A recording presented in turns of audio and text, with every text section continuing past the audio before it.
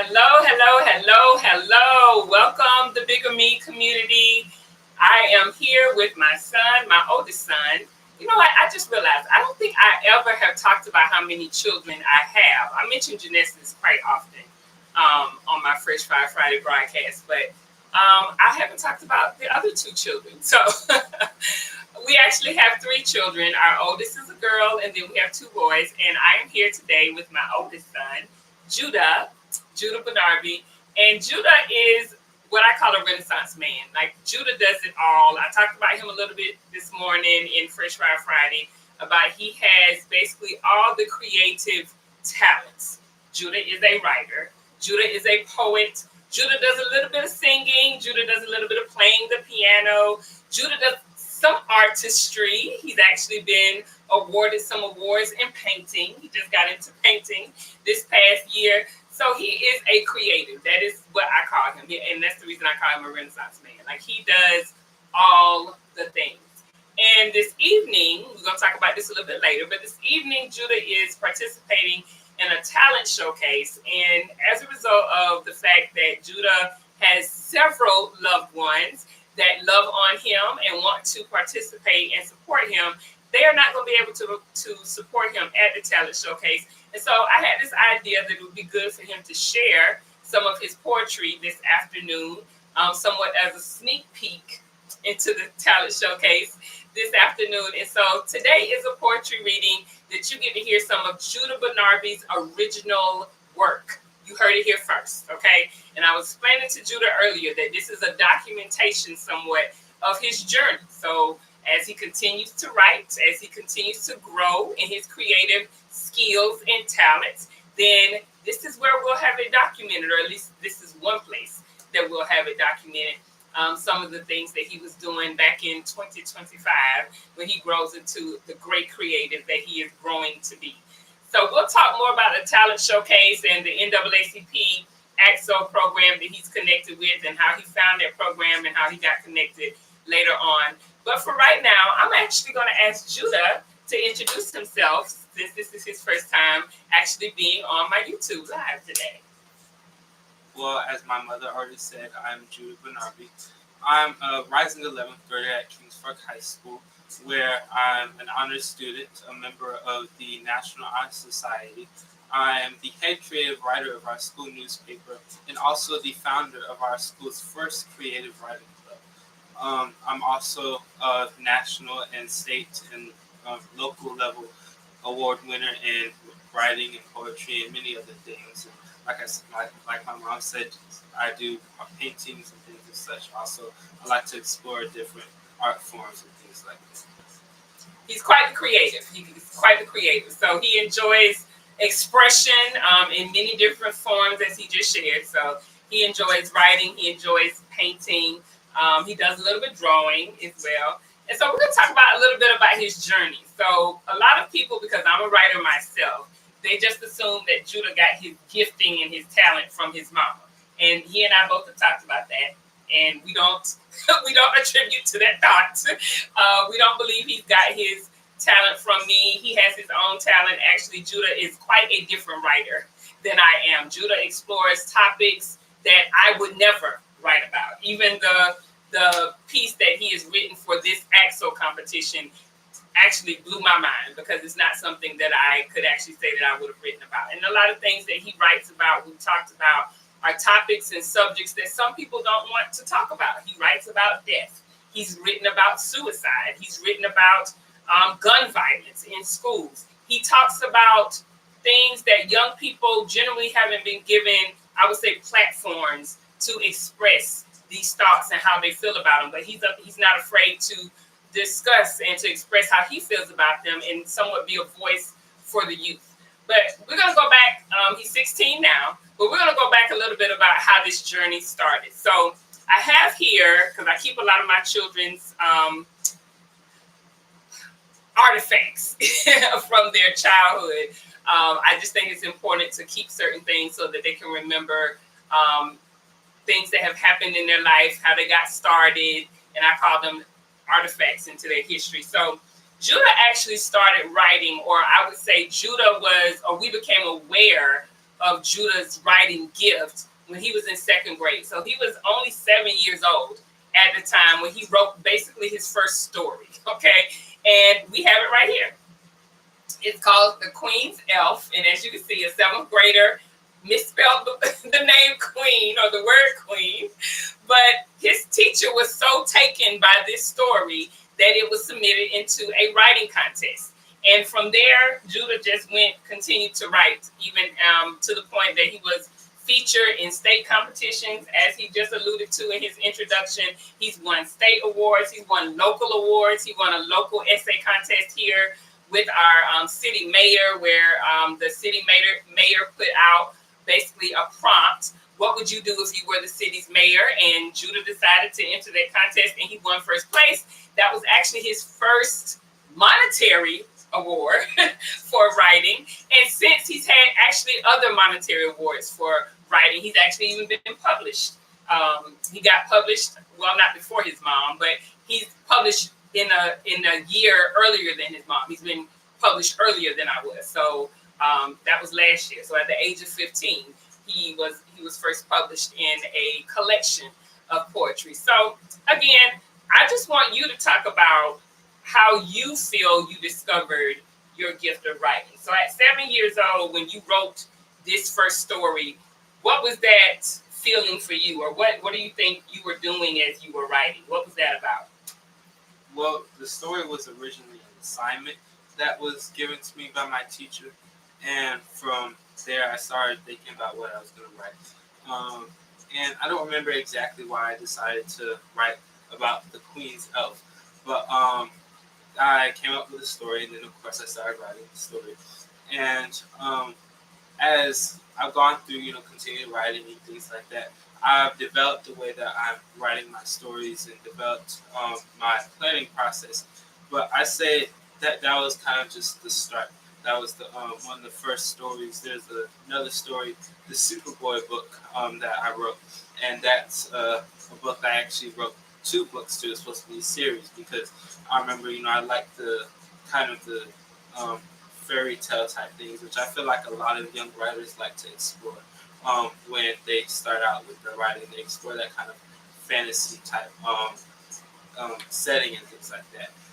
And so as I continued on, I think the next big competition or the next big writing project that I actually did was the essay for the mayor, which then I won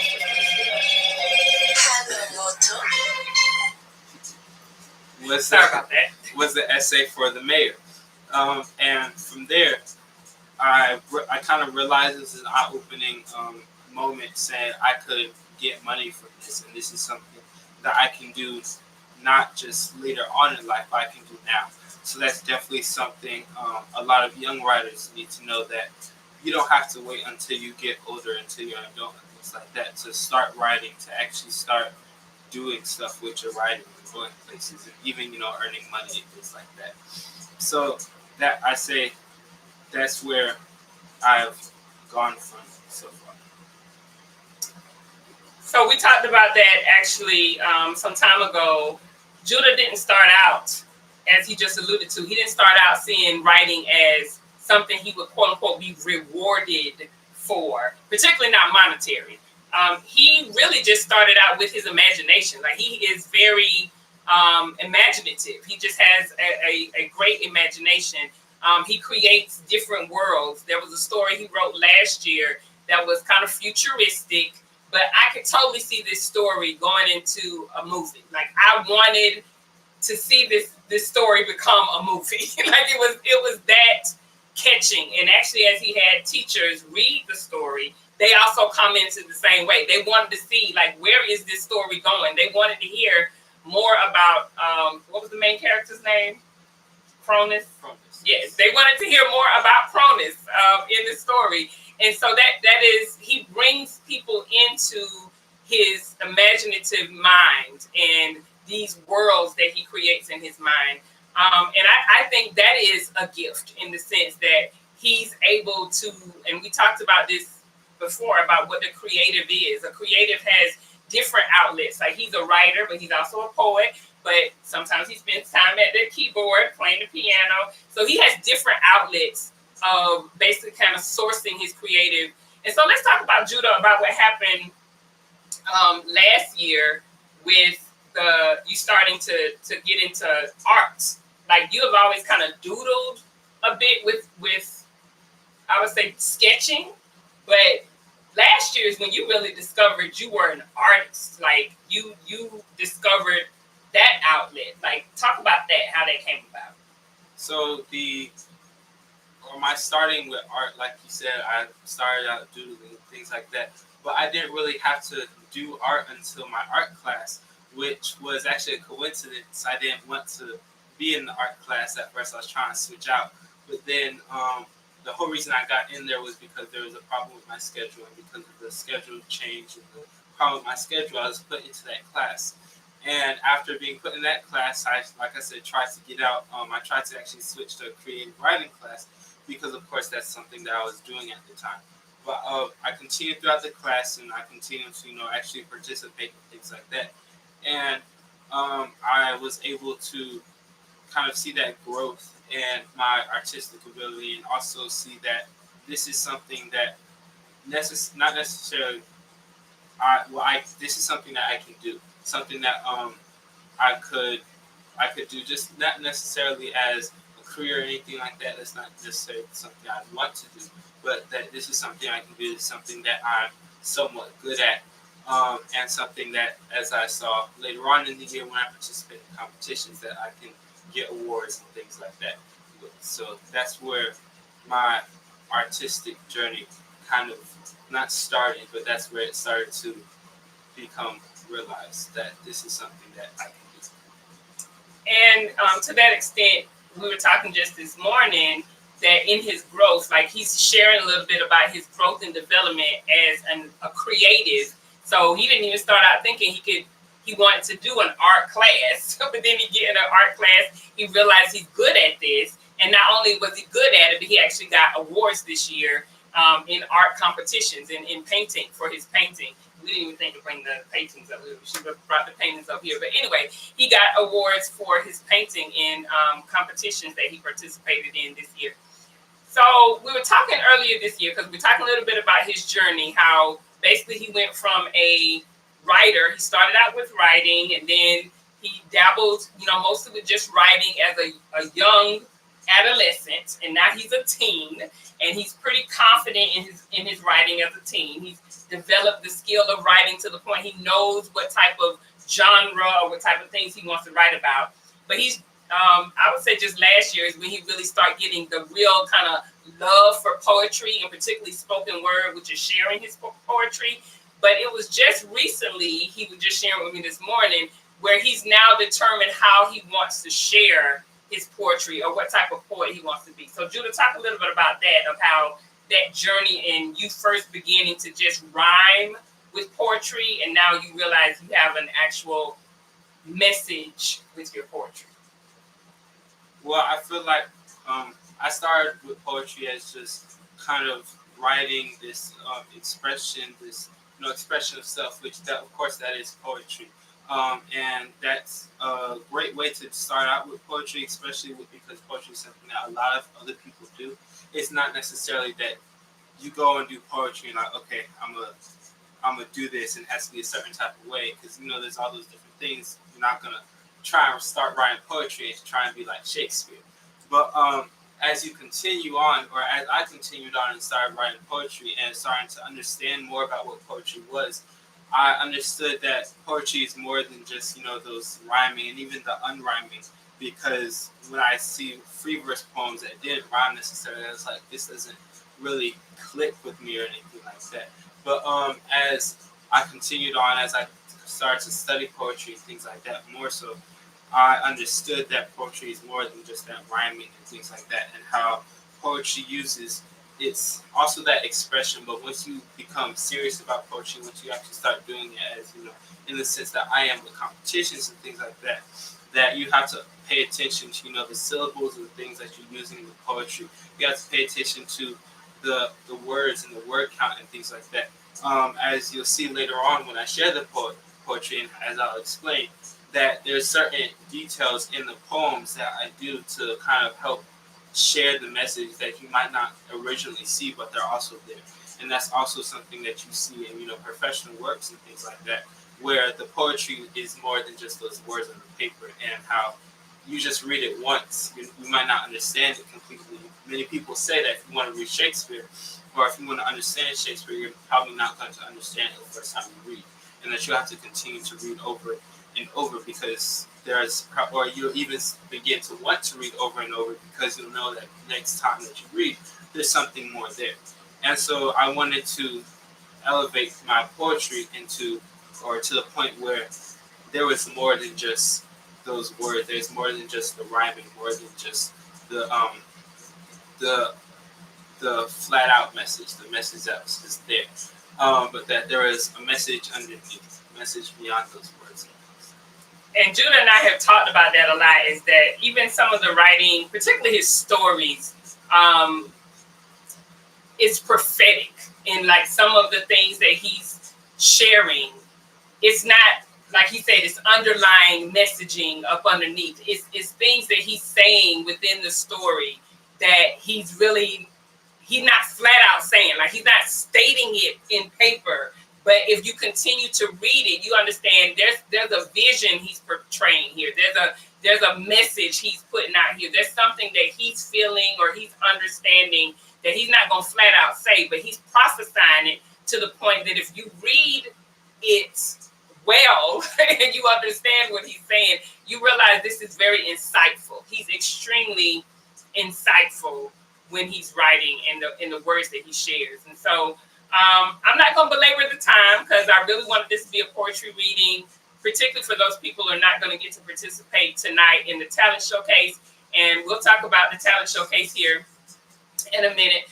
But Judah he is a gold medalist in the NAACP ACT-SO Competition in the poetry written category. So he wrote a poem. He's actually not performing the poem as like a spoken word at the ACT-SO Competition. He's actually has written it, and it has been judged and will be judged at the national competition. And then he has a written essay. How many words was the essay? Do you remember? The story? Yeah, the story, sorry.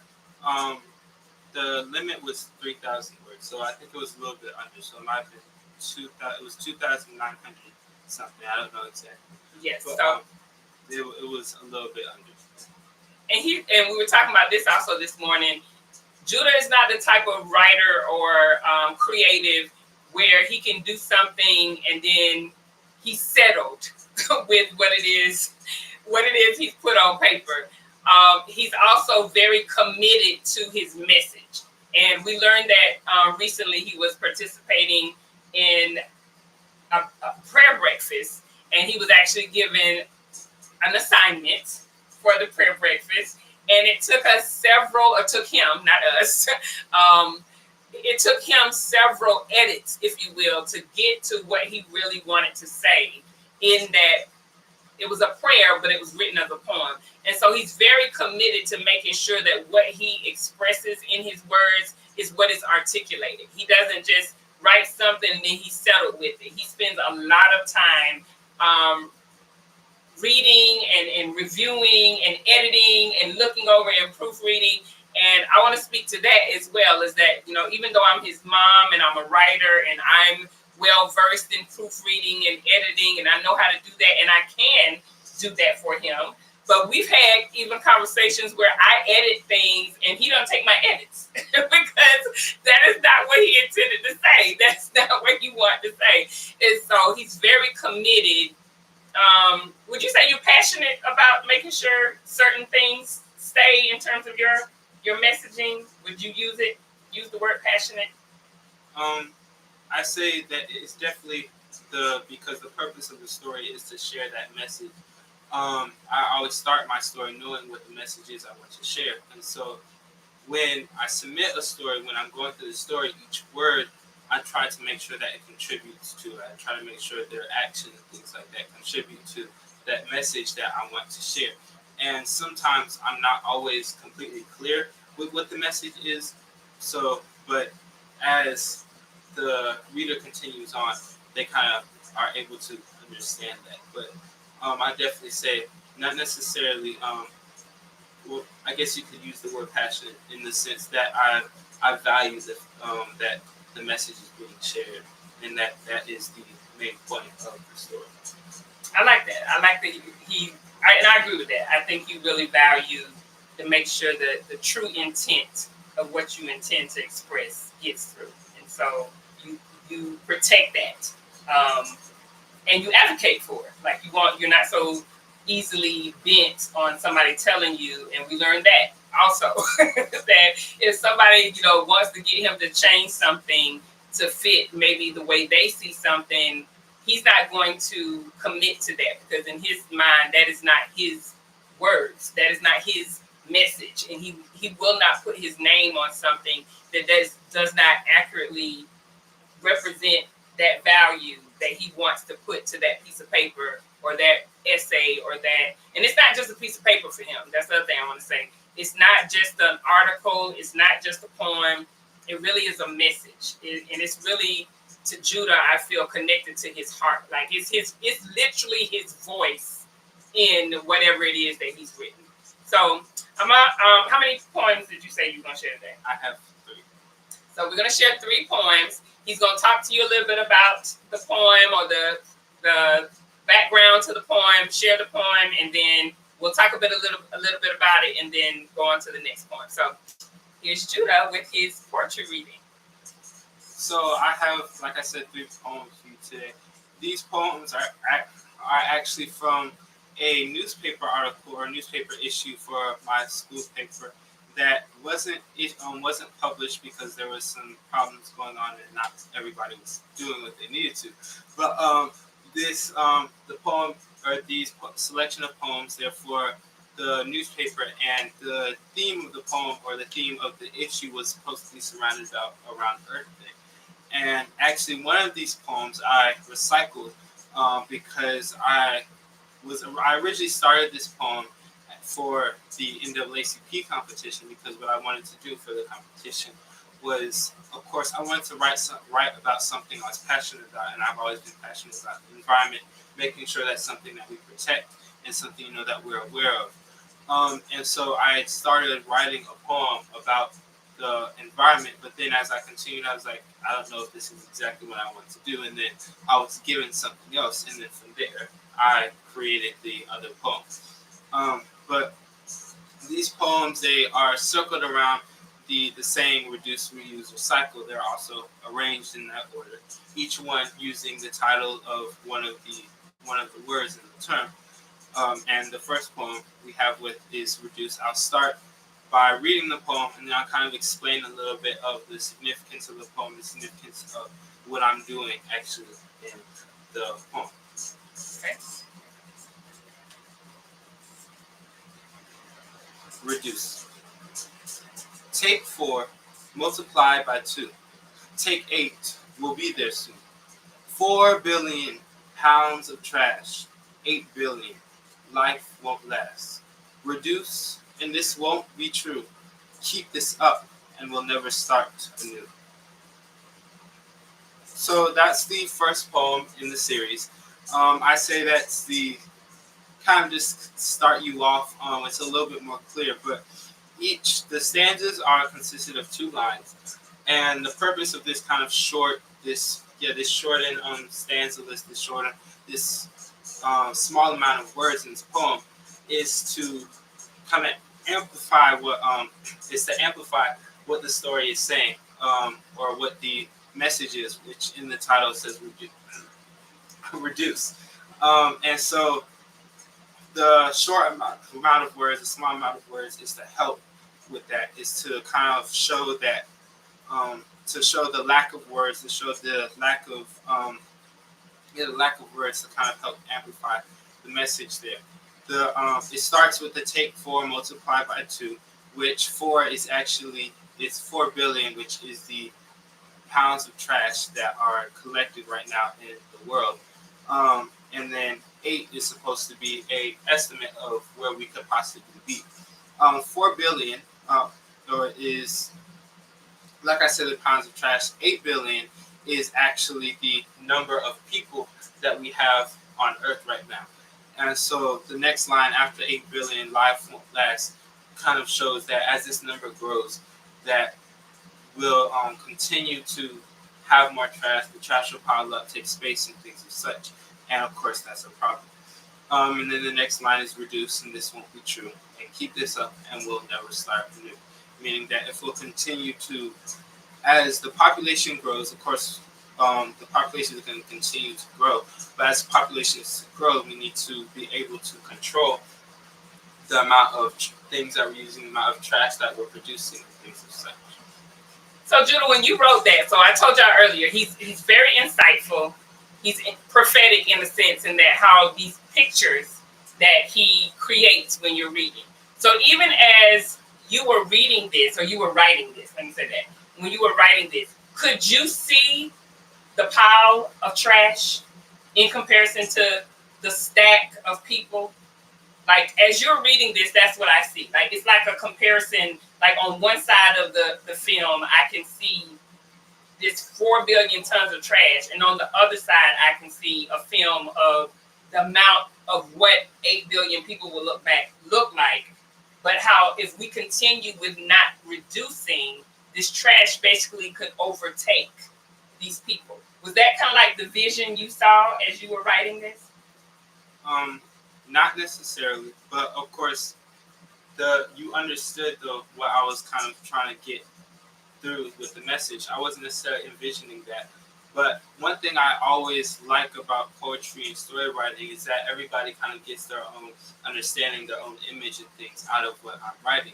And that's something that I also want to make sure is in my writing. So was I necessarily envisioning that? No. Did I want that message of that as these numbers grow, the number of trash and things also grow? Yes. So that's, like I said, I always value the fact that you're able to get more than one meaning from poetry, or from the poetry that I'm writing. You're able to get more than one meaning or more than one image from the stories that I'm writing. Yeah, I was just going to say that we've also discussed that you value people getting multiple interpretations that may not be exactly what you intended, but when they come back to you and say, I interpreted this or I saw this, you actually get excited about the fact that they saw something totally different than what you intended, which I think is also the characteristic of a good writer. Because if you can write to the point where somebody else gets a totally different picture than what you wrote or what you intended, that's a great writer, because you've given them a totally different world than what you were actually intended was the world. Like you are causing them to imagine based on your writing, which I think is awesome. So we talked about that too. All right, next one, which reduce. So now we know the next part of the statement is reuse. So we go to reuse by Judah Bannarbie. One day the sun will rise, leaving no shadows lying. Creatures will yawn as dawn is climbing. The red rooster will belt its cries. The wind will blow through broken windows, and birds will sit perched on dead power lines. Buildings covered in long green vines will stand silently still and hollow. And if you look over the great trees that have grown, they that have been sown atop old human bones, there is no drought. The rich ground has been fertilized by the flesh of a past race. It has taken many days to replace the environment that was once never recognized. On that Earth Day, creatures great and small celebrate, and all the great creatures there demonstrate that of those who have walked the earth, the human race is not there, only because they decided they were not meant to be. So that poem was actually used the recycled version of the poem I was gonna submit to the NAACP competition. The first two stanzas there explain that. But I like to always start my poems with, or start a story or a poem, and this is at least very often how I start a story or a poem, is I start with this one line. And my one line was one day out of all the great creatures living on the earth, one day the sun will rise and there'll be no humans left to see it. And so I wrote this poem to kind of show that, and show that the reason that we won't be there to see it isn't necessarily because, you know, this is this was supposed to happen. Of course, someday that's going to happen, but the day could come earlier because of what we're doing, because of how we're not taking care of the earth, and in doing that, we're not taking care of ourselves, because the earth is, you know, where we live. This is our home, things like that. Same as a dirty house. If you have a dirty house, then you're gonna get sick, and then if you get sick, you might, you know, end up going on and not survive or getting past the sickness and things like that. Especially if you continue to get sick.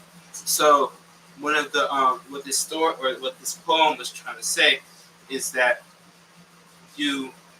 we have continue, or it's going to become to the point, or it's going to get to the point where we have neglected the earth for so long that when we pass away, of course, we'll return to the earth, and the earth will then use our nutrients and things like that to help, you know, regrow and things.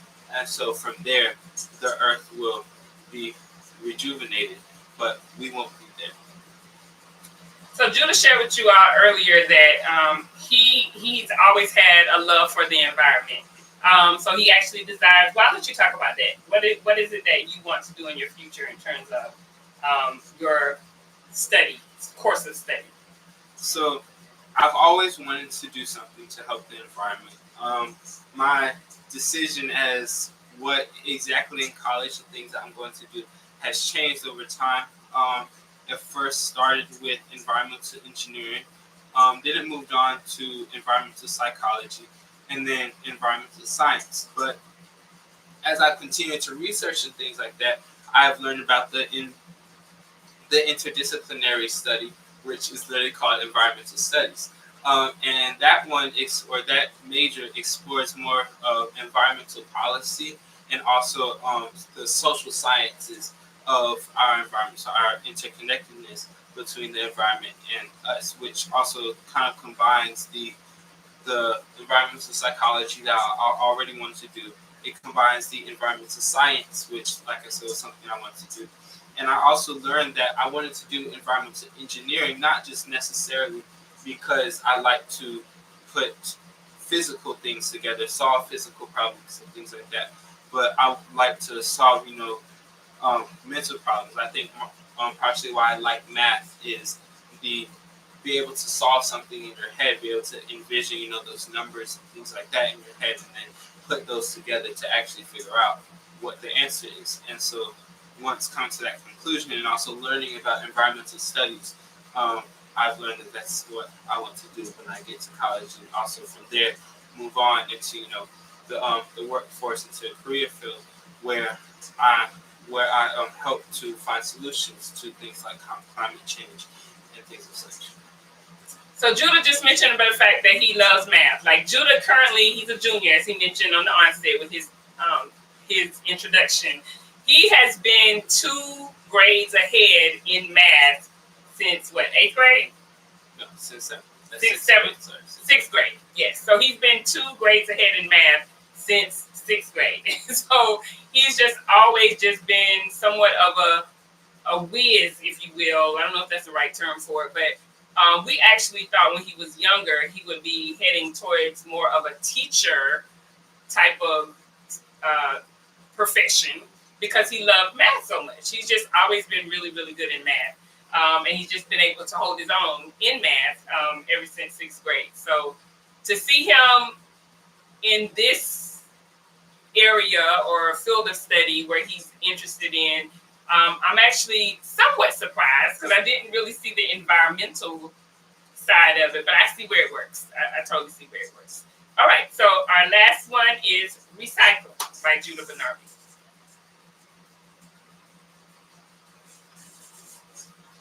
Buildings rise like liberty-bound tides, but back to the ground, all things will die. Again and again, like the sun and light, things will fall, making way for the night. The earth is full of humans and things alike. Newborn babies babble, cry, and reach to the sky with all their might. children grow and learn how to survive and fend for their own. These are the things we teach. These are the things we've sown. But don't frown at the children when they do what they're told. Parents said, watch and listen. So when trees are torn down and clouds of smog block the sun, when winter is gone, and from the day's heat we cannot run. Remember, life is a cycle. Only the dead have seen the end of this fight. Because to the dust we will fall, all to make way for the night. So one thing I also noticed, Judah, is that you share a lot of relationships in your writing. Not just relationships in terms of relationships with humans and humans, but also, as you mentioned, just talking about psychology and environmental psychology, the relationships that nature has with human beings, and just the relationships you see and how we relate to things that, you know, in everyday life, or like we're talking about recycling right here. You talk a lot about relationships. How important is that to you for people to pick that out in your writing, that you care a lot about relationships? Well, like I said, or like you said, I want to go into, or I had the desire to go into environmental psychology, and part of that was because I realized that, you know, we have this connection, and not necessarily some people might see it in different ways, but there is the connection that you can't ignore with the fact that the environment is what's keeping us alive. You know, this environment helps us. If we were on Mars, we wouldn't, you know, survive because their environment is different. Mars's environment is different, and also us, the actions that we're doing affect the environment, which is affecting us.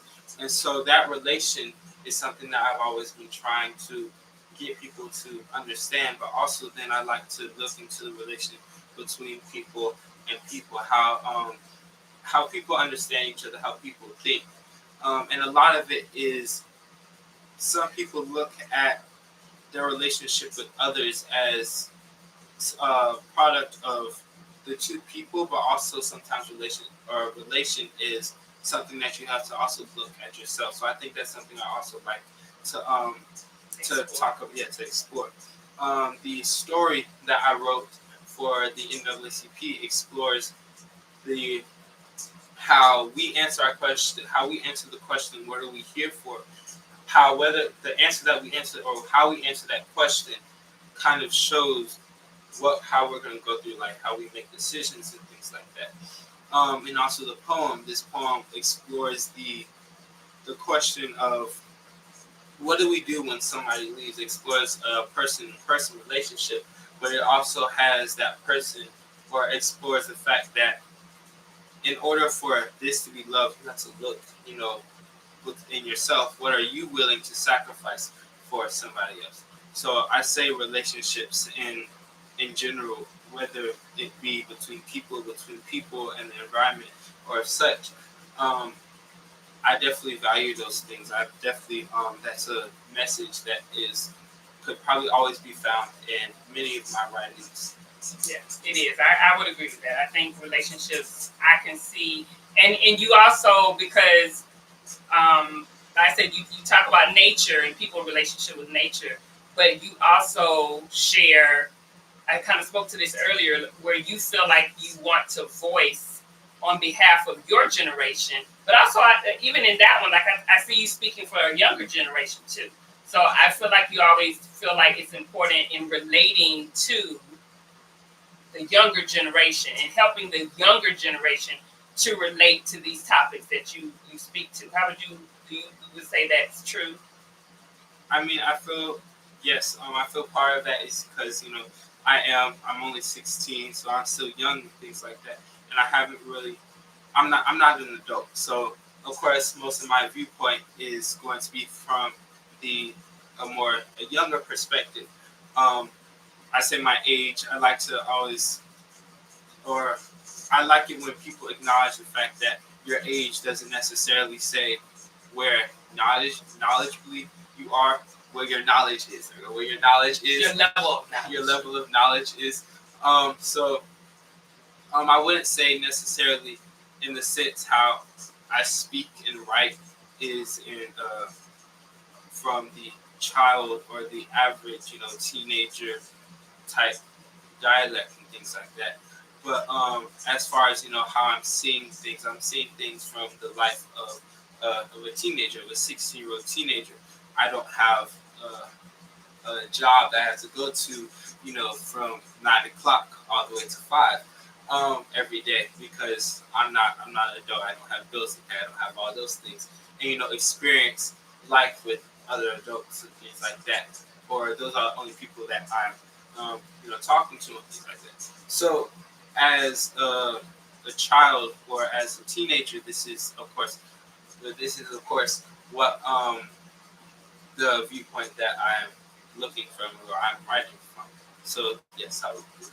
Yeah, I'm saying that I think because, like I said on the onset, most young people are not talking about, or they're not free, or they don't feel safe space to talk about some of these topics that you're dealing with. So death and suicide, violence, things like that. Or they don't have the words to put to it. So when I said that you're speaking or giving voice to them, I feel like when you're speaking from the youth perspective, you're giving them words to communicate, maybe not borrowing your words, but because you have given them words, you've given them language to some of these hard topics. Now they can now feel comfortable that they can put it in their own words, how they feel about it. Because here it is, a young person like yourself is dealing with these hard topics pretty well, articulating it pretty well. And so when I say you're giving voice to it, I feel like you're giving them language that they may not have just been able to attribute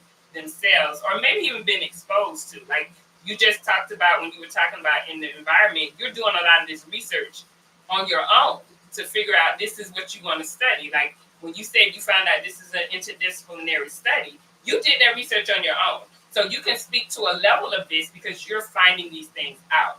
A 16-year-old or someone younger than you who's not interested in this may not be able to articulate that the way you did because they don't have language for it. But you do because you've done the research, and you've done the research because you're interested in communicating it so that you can express and talk about it and share about it and give more more detail in your writing. So those were the three poems that Judah is going to share with us. Now we're going to talk about the ACT-SO competition. But before we talk about the ACT-SO competition, I want you to share before we go. To the what's called. I did have a comment on what you had just said. I wouldn't say necessarily. In some instances, it's possible that I could be giving people, words, giving people, or giving, the younger generation a voice. But I do think part of it, or I think it should be made aware that part of the problem is that not a lot of people or not a lot of younger people feel comfortable sharing their voice. Of course, being the head creative writer of the newspaper at my school club and also, starting this creative writing club, I've run into a lot of people who are a lot of young people who have, amazing poetry. They share their words, they share their emotions great through their poetry, but also they don't necessarily feel comfortable sharing this out with the world. Because a lot of the things they might be, or not a lot of things, but there might be a lot of stuff that, or a lot of people, or they fear there's a lot of people who are going to tell them, oh, maybe you don't know anything, or maybe you're wrong, and stuff like that. And so, or just even instances where people just don't support their stances and things like that. So, because of that, a lot of people, or a lot of young people, might not actually share their work. But they actually, they have those words, but not all. They can't always share those words. So I think that's also another way to look at that. Of course, there are some people who might not have the words necessarily to express what they want, but I think it's important for us as young people to remember, and also through poetry and writing, that, like I said, with my poetry and writing and things like that, it goes beyond just the words on the paper. There's meanings and things like that that aren't necessarily very clear, but something that's very valuable for a lot of young people to understand is that with poetry, with story writing, and any other thing, that you can share whatever it is that you're sharing, and only the people who need to understand it, only the people who are going through the same things or have gone through the same things that you're going through will understand what it is that you're saying. And so that's also something that's important for young people to know, that you don't have to necessarily write something but not share it. You can write something and write it in a way that you know only the people who really understand this, who really understand the struggle and things like that, will, or this experience, will relate to it. Because that's how most poetry and story writing is. Yeah. And going to talk about your writers club at the school that you're founding, that was part of your heart, was to give them a safe space that they would feel like they could share with people that could relate. You want to talk about that a little bit? I mean, seeing it's not completely, we haven't done too much with it yet. But yes, the purpose of the club is to help people who are writing, help those different voices and things who are writing throughout the school, because I know many people who are writing and things throughout the school, but they don't share their poetry because some people might think a certain way about it, but yeah, mostly some people might think a certain way, or some people, like I said, won't support their writing, won't support their voice, or whatever it is, or they have this not this idea themselves, but everybody has this idea of them, that they feel like if they start writing poetry, if they start sharing whatever it is that they're feeling, that those people will look at them differently. So that's kind of the purpose of this club, or the club that I made, to bring those people together and to give them a place where they can share their voice and also feel comfortable with other people to share their voice to the world. Good. Well, as you can see, my son is a talker like his mama. So I thought we were gonna be here like 30 minutes and we'd be done, but we're almost going on 50 minutes now. So as Judah has already alluded to, he's quite the researcher. So people have asked me how he gets into these competitions and whether or not I am the one finding these competitions for him. And the answer to that is a big fat no. Like, Judah literally hunts down these competitions, and he literally got the bug from, was it the Scholastic Arts competition was the first one, I think? No, the first competition technically was the Young Arts competition, but like I said earlier, the realization that I could do this, that this is something I could get money from, something I could get recognition, and that this will help with college, because that's another thing the club does, is to help people realize how sharing their voice and writing and things like that will help you with college. But that really started with the If I Was Mayor competition, because I realized, this is something I can do, this is something that will benefit me in more than one ways. And that was 6th grade that he won. He won that competition. So I told y'all he started in 2nd grade, and then reflection was in 3rd grade, and then 6th grade is when he really caught the bug. That's when he got the $250 for that essay. That's when he caught the bug, and he literally has been researching and finding these competitions very much on his own. Like, he sits on his computer and he looks up competitions on his own. So talk about how you found out about NAACP ACT-SO. So I found the ACT-SO competition actually doing some research for an article I was writing for our school newspaper. And so the article was about Black History Month. And because of that, I went and I was searching up some things, some topics. And of course, I came across the NAACP page, because they're the National Association for the Advancement of Colored People. And so from there, I was always, or having in the back of my mind, knowing that I'm still looking for these competitions and things like that, these opportunities. I was like, I wonder if the NAACP has something. And so I went and I explored their website until I found the ACT-SO program, which is the Afro-Academic Cultural, Technological, Scientific Olympics, which is a program for youth people to share their success in the arts, which, like I said in their name, it covers a broad spectrum of things. It covers culinary arts, it covers performing arts, it covers the humanities, which is story writing and poetry, things like that. It covers musical composition. It covers dance and singing and all those different things. Basically, almost anything you can imagine or any talent you have.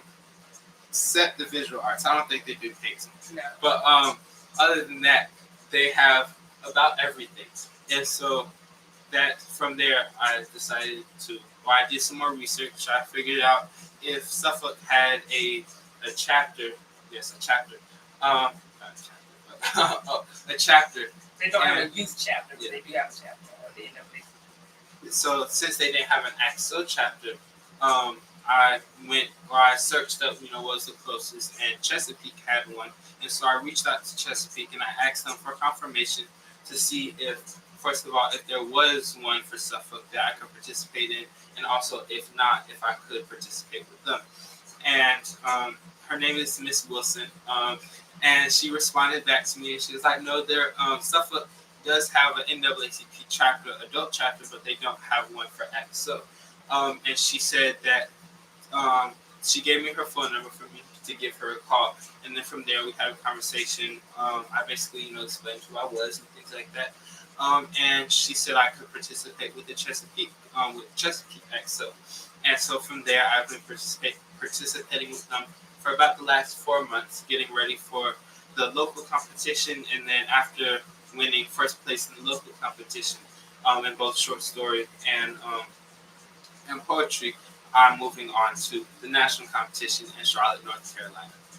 So he said local because now he's representing the region. So Region 2 is his region, which covers basically the Hampton Roads area, several cities in the Hampton Roads area. And if you're not familiar with Hampton Roads, Hampton Roads covers 7 cities. And so he's representing those 7 cities, Region 2, going to the ACT-SO competition, which will be held in North Carolina. The dates are July, July 9th. Yeah, July. Yes, July 9th to the 13th. And so not too long from now, we'll be headed down there to Charlotte.